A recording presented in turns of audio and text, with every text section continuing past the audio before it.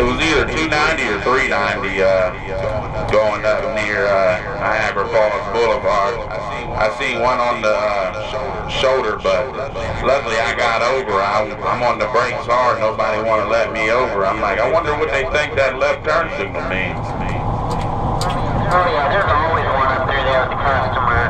I think they did that on purpose so they could try to get the customer and then get the driver for the failure to yield caution with stop for standing emergency personnel is what it is.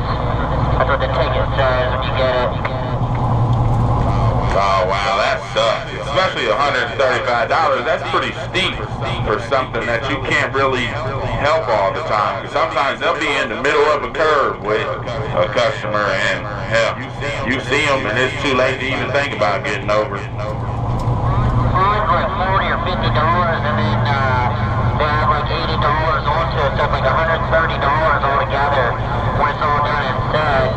They got some stupid laws up there or something that makes it like I can't remember what they call it, $80 fee.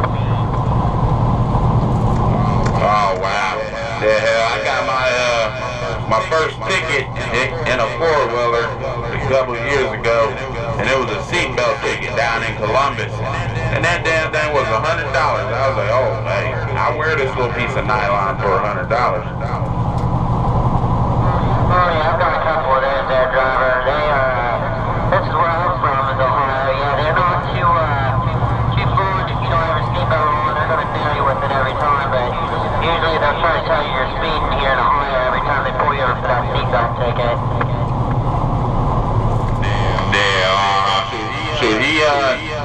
He got me with the seatbelt, and he said I was doing a little bit over the speed, which is why he had stopped me in the first place. But I told him, like, look, I swear I wasn't doing over the speed for nothing. They always tell you that, driver, when they pull you over for a seatbelt ticket.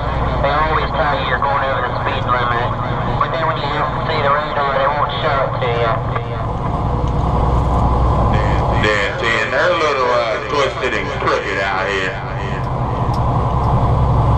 Oh yeah, we're a pretty worse state for that. California's even worse than that down here. Yeah, see, and I got busted a couple months ago. Well, I won't even say a couple months ago, more like a month ago to be exact. The DOT inspection checked out fine, didn't find nothing wrong with the truck. But when he came around, he wanted to see my fire extinguisher, nothing else. And sure enough, my fire extinguisher was discharged because a day or so before that, I'd seen a four-wheeler when I was delivering at one of my stores. A four-wheeler was smoking real bad. So I didn't really pay no mind at first. And then I looked over again because I smelled that smell. It smelled like wires. And I'm like, shit, that don't smell too bad. Sure enough, it burst right on up into flames. So I grabbed the fire extinguisher, ran over there and sprayed it out because it was just a little fuse box fire. But yeah, I helped somebody out and I had to pay the cost for it. How much they charge you for that there, driver? For a fire extinguisher? They gave me 6 CSA points for that. I'm still waiting to see if I have to pay a fine for it. They said it would take up to 90 days because they had to, well, I had to sign saying that I had fixed it and date it and mail it into Warner Safety Department, and then they said it would take up to 90 days to know if I have to pay a fine or whatnot. Some states, if you fix it, your equipment violations the next day, they don't charge you nothing for it. Usually it's just dropped. No, Dan. Yeah, I fixed it right then and there. The officer was real cool. He asked me, like, you have another one? I was like, yeah, I have another one. He was like, well, just put this one in that one and just swap them out. I'm like, all right, I'll swap them out right now. You think you can just forget all about that? But nah, he didn't. He had to write me the ticket for it. And now you had another fire extinguisher. He wrote you a ticket for having a discharge joint? Yeah, for having a discharge discharge fire extinguisher, even though I had a second one in the truck. He wrote me a ticket for having a discharge one. That's stupid because if it says fire extinguisher inside, it can mean that the fire extinguisher is anywhere in the truck. No, 10-4. Yeah, the one that was right next to my seat was drained completely. He said it's a one-shot fire extinguisher. I'm like, well, how am I supposed to know? I didn't know this thing. You get one shot at it and it just drains everything. Cause I only sprayed a little bit of it because my theory was spray a little bit, throw it back in the truck, I'm good to go. The needle still showed there was some in there, but he seen it was like halfway. And I was like, oh, I know this thing's empty. I'm gonna give him a ticket for it. Oh yeah, that's a sad truth. We don't have them, but seat in this truck. Yeah, I got one. My daggone talkback keeps going out. It's either talkback or something wrong with this microphone. But I got one right beside my seat, and I got one behind the passenger seat. Just in case, I guess. I don't know. I guess they're like, if it catches on fire and you're in the sleeper and you need to get out, you can spray it out with that. Damn, I like that antenna on the side over here.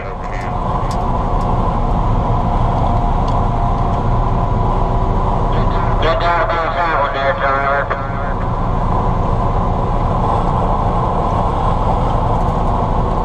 I know one thing, yeah, what kind of antenna is that on the side of that thing? That width is, that width is damn near an inch in diameter. Stargate, and the custom Stargate, they're made in Star, Mississippi by a guy named Troy Tollier. They're like the best one you can get. That one's a perfect SWR.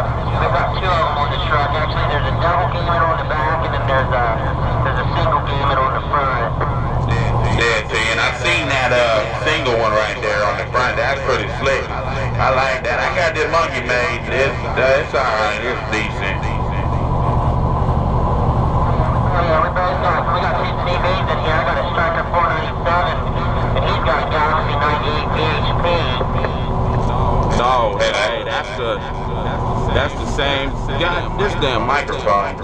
That's the same radio I got. I got that 497 Striker, but I was going to get that Galaxy 98 VHP, but Warner don't want us to run nothing down to the battery, so I got away with this Striker. That's what I'm running right now is the 98 VHP. This is what I'm talking on. Yeah, shit, it sounds pretty good up close and personal, that's for sure. I'll be able to really tell once we put some distance in between us, but those things, that's a big old radio right there. VHPs are expensive, like $600 radio, so I kind of went with the Striker, which is a good radio too. I've never had any problems with it. Hey, shit, I love this Striker that I got. The only thing is I think something's wrong with my microphone. I don't know if you can hear it, but sometimes I key up. It's like my talkback isn't working. But I don't know, I'm going to stick with saying it's the microphone. Hey, how about that base station? I'm going to try to make this trip one more time. I don't think I got it in me, though. I'm at the 192/2, northbound. How about that base station? You got to copy on this 497 at the 192/4. If he's not replying to you, most likely he turned off or he cannot hear you. You must be talking to somebody else, because I was just talking to him, not even a mile ago. Like a half mile, yo. I gotta mind his fucking business. Yeah, I know he's just now jumping in. That's the first goddamn time I called out for that dude. Fucking twice like that back to back. You talking about if he ain't responding to me, then he can't hear me. You just now joined in. Turn your shit back off. Yeah, I think I'm going on right behind you there, 10-4. Yeah, Teen, I'm in his Warner truck in the slow lane with that white box. I just blew by in that blue KW, you got it? Dead 10-4. Hey, shit, we can trade trucks. I know that much.